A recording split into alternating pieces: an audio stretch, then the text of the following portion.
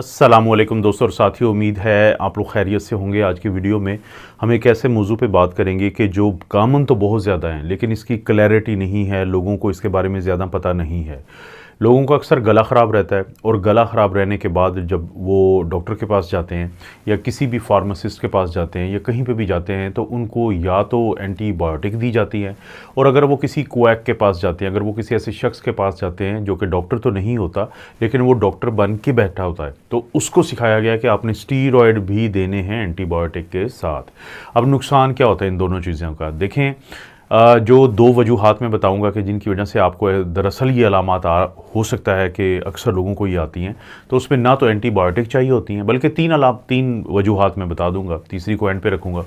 तो ना तो एंटीबायोटिक काम करती हैं और ना ही स्टीरॉयड काम करते हैं। अब एंटीबायोटिक उस वक्त जब आपको नहीं चाहिए होती और आप इस्तेमाल करते हैं तो आपके गले के, मुंह के और नाक के और साइनसिस के वो बैक्टीरिया जो अच्छे वाले हैं, जो आपकी हिफाजत के लिए वहाँ पे बैठे हैं, वो कम हो जाते हैं। तो ऑटोमेटिकली बुरे वाले बैक्टीरिया ज़्यादा हो जाएंगे, फंगस ज़्यादा हो जाएगी, जिसकी वजह से जिस अलामात के लिए आपने एंटीबायोटिक दी गई आपको और जो कि इन्फेक्शन बैक्टीरिया वाली नहीं थी, लेकिन जो फंगस की इन्फेक्शन हो जाएगी क्योंकि फंगस को मौका मिल गया है, तो वो अलामात ज़्यादा शदीद होंगी। एक तो ये नुकसान है। दूसरा, जब स्टीरॉयड आपको दिए जाते हैं तो स्टीरॉयड के बारे में हम कहते हैं कि ज़रूर दें, लेकिन सिर्फ उस बीमारी में जहाँ पे स्टीरॉयड देना बहुत ज़रूरी है, और ये किसी भी तरह से जस्टिफाइड नहीं है। इसको आप नहीं बता सकते कि गले ख़राबी के लिए स्टीरॉयड कभी नहीं हम देते। तो उसकी वजह से फिर लोगों को ब्लड प्रेशर भी होता है, शुगर भी होता है, इम्यूनिटी कमज़ोर होती है, हड्डियां कमज़ोर होती हैं, तो स्टीरॉयड के बेतहाशा नुकसान होते हैं। और ये लोग जब शुरू करके अचानक बंद करते हैं तो उसकी वजह से भी मसाइल जो हैं वो जन्म लेते हैं बहुत ज़्यादा।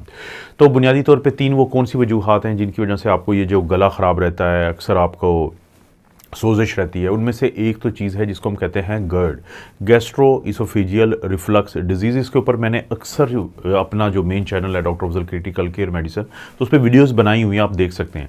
इसमें क्या होता है कि हमारा जो मैदा होता है उसके अंदर जो तेज़ाबियत होती है, तेज़ाबी खाना होता है, वो बाहर की तरफ आ जाता है फूड पाइप, इसोफेगस या जो हमारा खुराक की नाली होती है उसके अंदर, और वहाँ से वो फिर हमारे गले की तरफ आता है। जो ही वो वहाँ पे आता है तो हमारा गला जो है वो तेज़ाबियत को बर्दाश्त नहीं कर सकता, वो उसको बर्दाश्त करने के लिए नहीं है। तो हमें फिर ये अलामात जन्म इसलिए लेती है कि हमारा गले का जो डिफेंस सिस्टम है वो ये समझता है कि कोई बाहर की चीज़ आई है, तो वो तमाम चीज़ें जो बाहर का वायरस या बैक्टीरिया है वो अलामात को जो जन्म देता है उस वक्त हमारा इम्यून सिस्टम, तो वही इस वक्त भी देता है।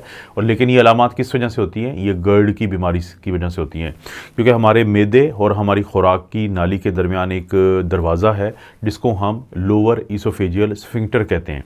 जिन लोगों में वो मुख्तलिफ वजूहात की वजह से कमज़ोर हो जाता है तो मैदे की तेज़ाबियत जो है वो जाना शुरू कर देती है, पहले खुराक की नाली में और फिर गले में।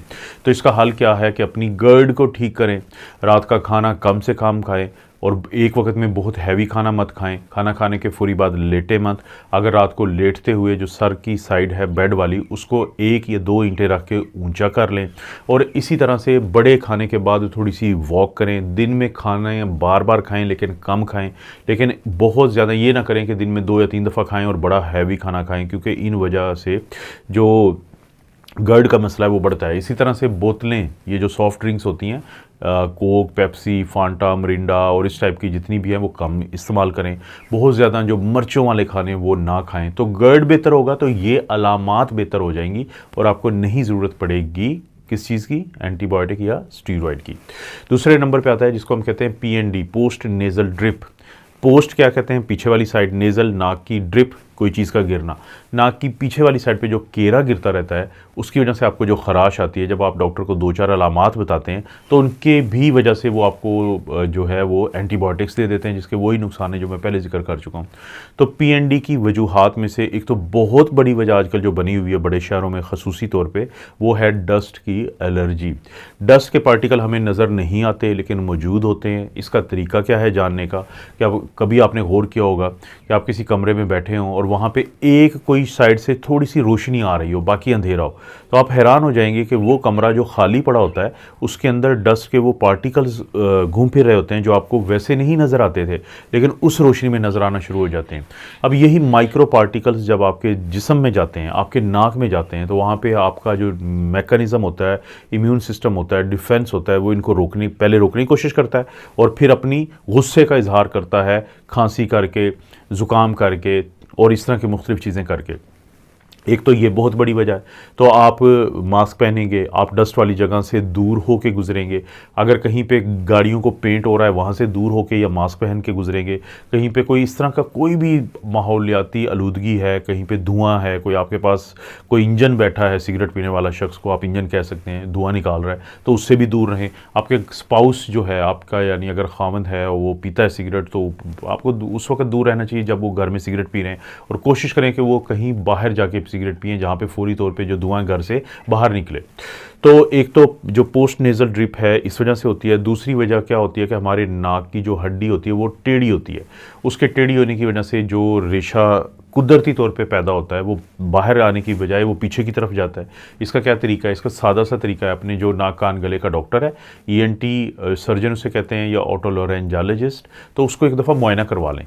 वो एक दफ़ा देख के बता देगा, अगर नाक की हड्डी टेढ़ी है तो उसका भी इलाज किया जाएगा, ताकि ये मसले से बजाय इसके कि हर 6 महीने बाद या 3 महीने बाद आप एंटीबायोटिक खाएँ, आपको स्टीरॉयड लगे, तो इसका एक दफ़ा इलाज हो जाए। जो तीसरी एक बड़ी वजह है, लेकिन उसका कोई ताल्लुक़ नहीं है एंटीबायोटिक या स्टीरॉयड से, वो है वायरल इन्फेक्शन।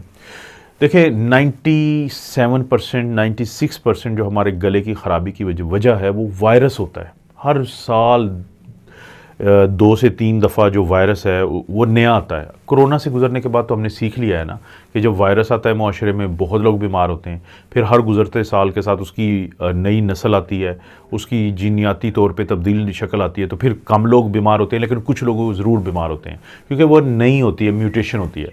तो बच्चों में देखें अक्सर जो अब उनके गले ख़राब होते हैं वो वायरस की वजह से होते हैं, इसी तरह से बड़ों में वायरस की वजह से होते हैं। अब वायरस का क्या ताल्लुक है एंटीबायोटिक से, वायरस का क्या ताल्लुक है स्टीरॉयड से? उससे तो 5 से 7 दिन आपको बीमार करना है, उस दौरान अलामात देनी है, और वो अलामात हमेशा मैं लोगों को समझाता हूँ, फ़र्ज़ करें ये अलामात ना हो तो आपको तो पता भी नहीं चलेगा कि कोई वायरस आपके अंदर गया और अंदर नुकसान पहुँचा सकता है।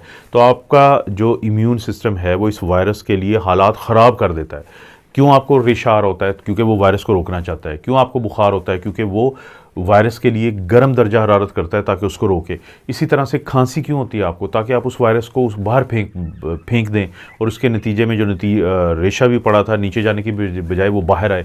आपके जिस्म में दर्द क्यों होता है? क्योंकि जब आपका इम्यून सिस्टम हरकत में आता है तो कुछ वो साइटोकाइन्स बनाता है, कोई इंटरल्यूकिन्स बनाता है, जिनके नतीजे में जिस्म में दर्द होता है, बुखार होता है, ये सारी चीज़ें होती है। सो आप जो वायरस की बीमारी है उसमें सिर्फ रेस्ट करेंगे, बुखार वाली दवाई जैसे पैरासीटामोल वो लेंगे, पानी ज़्यादा पिएंगे, अपना खुराक कम कर देंगे और बिल्कुल हल्की ग़िज़ा खाएंगे, 2 से 3 दिन शदीद अलामात रहेंगी, टोटल 5 से 7 दिन के अंदर आप रिकवर हो जाएंगे। कोई एंटीबायोटिक की ज़रूरत नहीं होती, क्योंकि जब आप एंटीबायोटिक और स्टीरॉयड लेंगे तो सिर्फ नुकसान होगा। तो दोस्तों 3 ये वजूहात हैं। जब आपका गला ख़राब हो तो थोड़ा सा आपने इन पे गौर करना है और डॉक्टर के पास, हकीम के पास, तबीब के पास, क्वैक के पास, किसी के पास जाएं तो प्लीज़ देखें कि वो आपको क्या चीज़ दे रहे हैं, क्योंकि बार बार मैं एक जिक्र करता हूँ, कमर्शियल क्लिनिकिंग ने बहुत हालात को ख़राब किया है कि जब ये मुकाबला होता है कि ये मेरा ग्राहक है, ये टूट के किसी और डॉक्टर के पास ना जाए, तो 4-5 वो चीज़ें दी जाती हैं कि कोई तो काम कर जाएगी, लेकिन ज़ाहिर है उसका फ़ायदे से ज़्यादा नुकसान होता है। और मरीज़ जो है उसका भी रवैया यही है कि जब उसको डॉक्टर बिल्कुल हल्की सी और कम से कम दवाई देता है तो वो समझता है कि ये डॉक्टर जो है ये अच्छा डॉक्टर नहीं है, उसी डॉक्टर को पसंद किया जाता है जो महंगी दवाई दे और ज़्यादा दवाइयाँ दे। इसलिए इस चीज़ को ज़रूर समझें। दोस्तों इस चैनल के अलावा भी मेरा एक तो मेन चैनल है doctor Afzal critical care medicine, और एक और चैनल है डॉक्टर मोहम्मद अफजल। तो प्लीज़ आप अगर टाइम है आपके पास तो इनको ज़रूर विज़िट करें। वीडियो को लाइक करें, चैनल को सब्सक्राइब करें, कोई अच्छा सा कमेंट ज़रूर करें, और कोई भी वीडियो तीनों चैनल्स पे आपको लगता है कि किसी दोस्त रिश्तेदार को फ़ायदा दे सकती है तो नीचे है शेयर का ऑप्शन, उसको करें इस्तेमाल और ज़रूर शेयर कर दें। आप अपना और अपनी फैमिली का ख्याल रखें। अल्लाह ताला आपको और आपकी फैमिली को हर किस्म की बुराई, बीमारी और आजमाइश से महफूज रखें।